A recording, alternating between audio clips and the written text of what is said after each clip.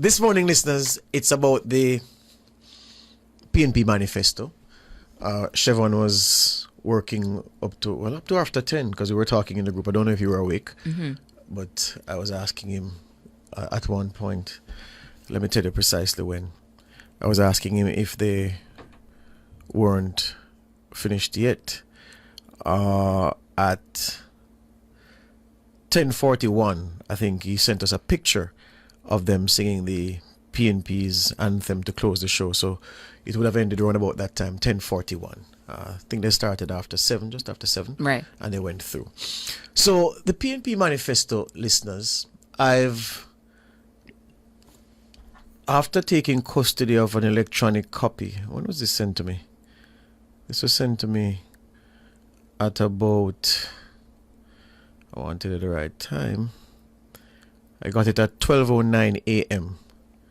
from one of my brethren in the party. Clearly can't say who because you know, I beat up that man. You understand? 12:09 a.m. I got my electronic copy. And when I got up, I took a read, and I've been leafing through in the time I've had this morning, which is not much because we have news and everything. So I've been attending to several things. But I've looked through, and my preliminary look on this PNP Manifesto, which runs for 30 pages, the PDF version, the online version that I have.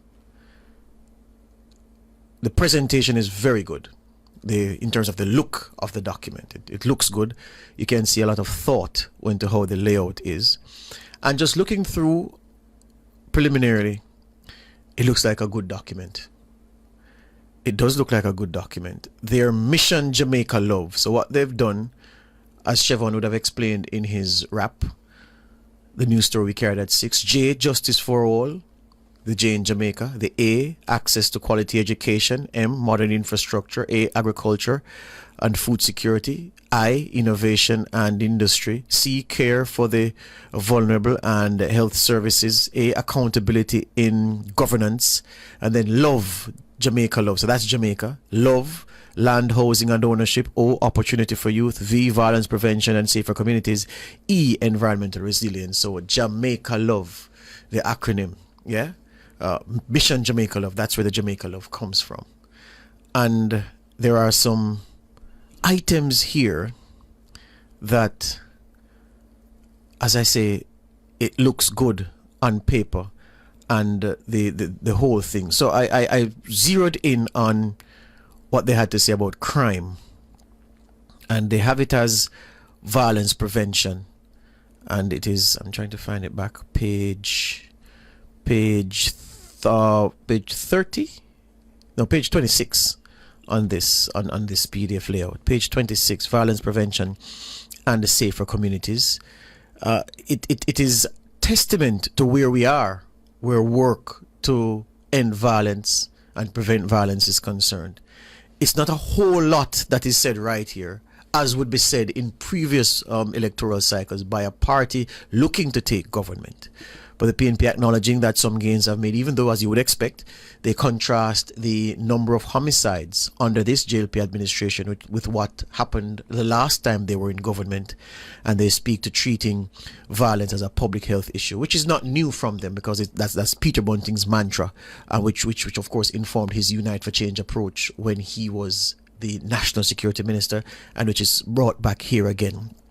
So they haven't said a lot on violence prevention and safer communities, which I think is a win for the country, that the party looking to take office does not spend a whole lot of time drilling down into what is wrong. Yeah, they acknowledge that there are some things that are fundamentally right, and they want to build that out with their approach to violence prevention and safer communities.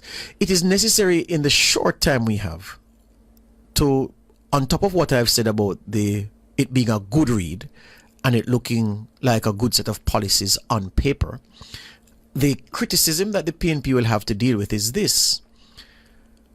Why is it that some of your policies appear to be things that the government already has in train? But the time for that will come. You know, you can digest it and make of it what you will. We'll post it to our website for you to have ease of access, and I'm sure you can find it on the various PNP platforms. But I want to read for you two things. One, the message from the party president, Mark Golding, yeah, the overarching message to this manifesto, and then the concluding statement by the PNP. Before I go with the Golding statement, several people, well, more than several, a lot of people made heavy weather of the JLP misspelling Jamaica in their manifesto. Yeah, and saying their achievement book. In their their achievement book. And I recall one gentleman, looks like a distinguished gentleman, a retiree, very well dressed in a nice home, because he recorded it in his home, obviously, and he was saying, well, how can I be asked to support a political party when they can't even spell Jamaica right? And this I'm not even reading this beyond this point, because this is ridiculous. And I found that to be ridiculous, especially because in speaking, he wasn't even using the language properly. Yeah, so I said, but look at you talking about things spelled right, you can't even talk English good. But a lot was made of that one spelling error. I can tell you before you go that there are spelling errors in these. Yeah, there are a few.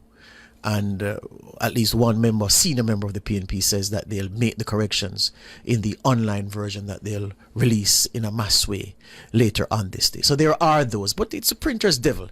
And I thought that it was rather silly of those to dwell on Jamaica not being spelled correctly in the JLP's achievement book.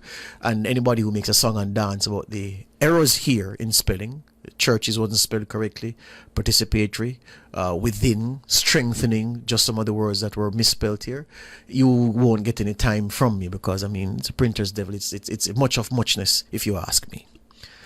The opposition leaders, the PNP president's message, he says, Jamaica stands at a decisive moment in our journey of nationhood. The People's National Party team is ready for the mission ahead, and I am honored to be entrusted with the historic task of leadership. I respectfully seek your support and pledge to respect it by working hard and honestly for you every single day, says Mark Golding. While the macroeconomic numbers have improved steadily since 2013 due to bipartisan commitment to a sustained program of fiscal reforms, the daily reality faced by our people is very different. Wages cannot stretch. Prices rise daily. Basic public services are substandard. Young people have too few opportunities, and communities across our country are trapped in poverty, crime, and neglect.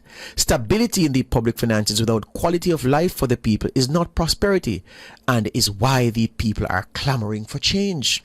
Mark Golding continues, we understand both the progress and the pain because we have walked this road with you.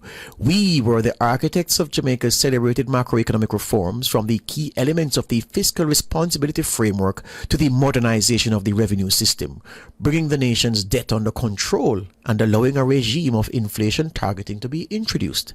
Prior to that, our party initiated the fundamental social reforms that decolonized Jamaican society and created lasting programs like PATH for our most vulnerable, the National Health Fund to support affordable health care, and JADEP for our seniors. We built institutions like the NHT and JUTC and modern infrastructure like the major highways, expanded seaports and airports, and we enabled investments in modern telecommunications and the transition to renewable energy through Wigton Wind Farm and the large solar projects. But the benefits of national development, Mark Golding says, have not reached far enough. Interior roads in every parish are in deplorable condition. Many communities do not have access to water in their homes. Urban blight and decay plague our cities, while rural Jamaica has been left behind. Farm roads are impassable, irrigation is inadequate and outdated, and farmers lack the tools, machinery, and support systems to produce and prosper. This manifesto, the PNP president says, is our plan for a new chapter built on our vision, Jamaica Love. It stands on 10 pillars, and I gave you the pillars already, so I saved time by skipping those. He says these pillars are a compass. They will guide us to invest in people, close the gaps between uptown and the downtown, between tourism zones and rural parishes, between the well-connected few who thrive while the majority feel neglected and dejected. We will protect economic stability and leverage it into inclusive and sustainable growth, creating a new era of opportunities for those who are now excluded from prosperity, while tackling corruption and the abuse of power in governance. Jamaica, time come to lift our country higher and build a future that belongs to all of us. Let us take this journey together. So that's the message from the comrade leader in this manifesto that the PNP presented last evening. at a long get together at the Pegasus Hotel. They wanted to take the time to go into the details. The conclusion now, I'll read for you what the conclusion to the manifesto says. It says, Jamaica is at a crossroads. 63 years after political independence, we remain a society marked by stark class and color inequality.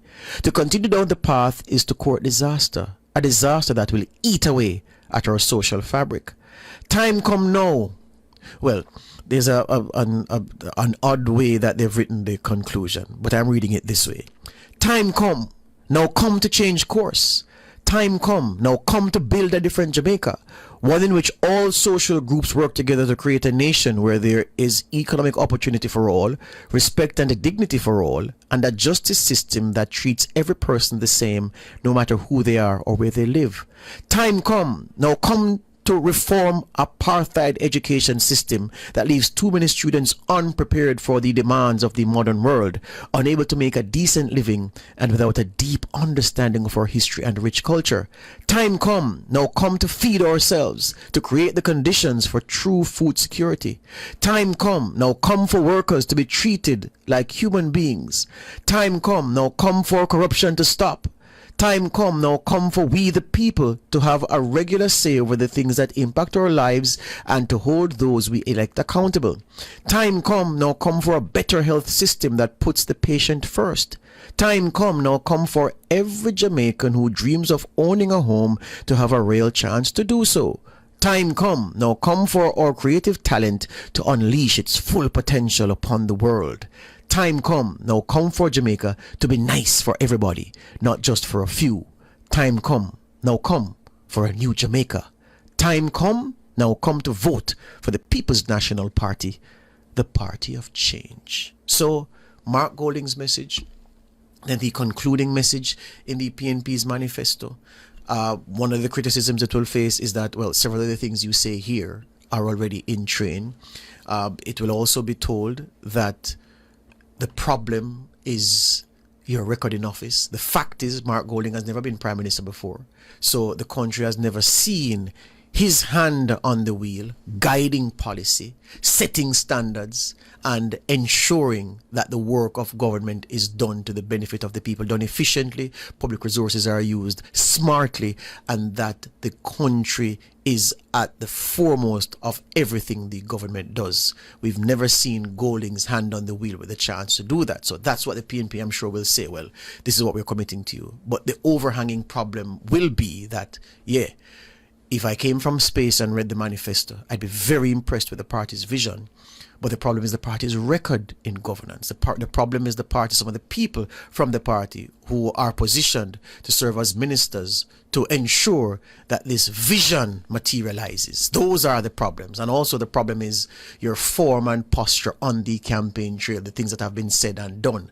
They will have to deal with those accusations, those pointers as to say, well, why should I believe this when I've seen you in action, when I've heard you speak day to day, and you don't give me the confidence that is transmitted in this document. But for the document itself, I think it's a good manifesto. I think it's comprehensive in terms of the issues that are important to our people and the approach. And the manifesto is big on approach. For every section, they say, okay, what's our approach? Our approach is this, that. And they adumbrate the points that they'll touch under their approach. I mean, just to set them out, yeah?